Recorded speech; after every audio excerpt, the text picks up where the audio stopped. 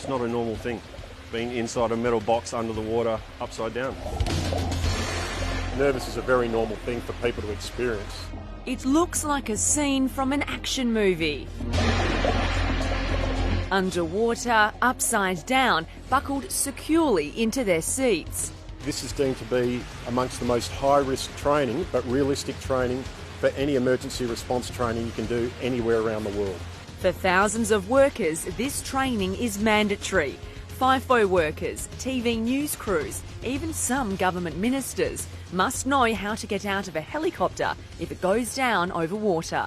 What these people have to go through just to be able to go and work offshore is this is the sort of training that they have to do. Mike Gillespie heads IFAP's Offshore Survival Training Centre here in Fremantle. We've had people that have come back here to do the training that have been involved in helicopter ditches, and they'll all tell you that if they didn't have this training, they would have been lost. Without it, inside the world-class facility is this state-of-the-art simulator, a replica of the aircraft used in WA's oil and gas industry. probably the best helicopter simulator for this sort of training that you can get in the world. It's a purpose-built helicopter simulator that was designed many years ago in Canada. With classroom work complete, students await their final exam, their practical helicopter underwater escape training.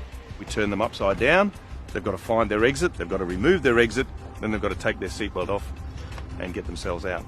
It's time to take the plunge and put into practice everything they've learnt in the classroom with instructor Dan Nucky. We'll get people to brace, I'll give them an introduction on what we're expecting for each ditch and hopefully they carry it out. The first test will be the easiest.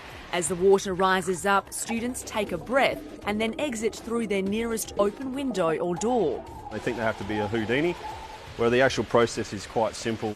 The next scenario, the windows and doors are sealed shut, adding an extra element to the already daunting task. So it's really a lottery as to see who copes with it and who doesn't. The average time submerged underwater is 15 seconds. Trainer Matt Sambrelo says it's knowing when to take your last breath.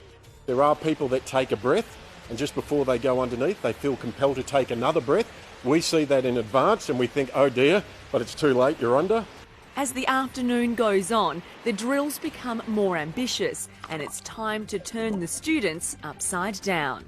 It's not a thing that we're used to doing as human beings, being flipped around in an enclosed capsule upside down in the water. Completely different, and you get a bit of water up your nose if you're not careful. So. Yeah, it completely changes everything because you float towards essentially what is the bottom of the helicopter rather than the top, so you really got to understand how you're getting out of there. In the event of an emergency landing, you won't get to choose the time of day, so if being flipped and dipped isn't enough, there's these.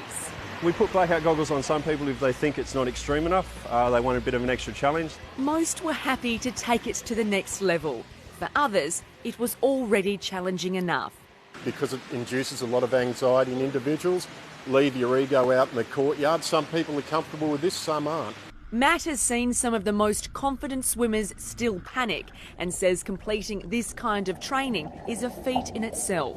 There is a certain sense of euphoria when they walk out that door to go to the showers for some people. Today, it's all smiles for these soggy certificate holders.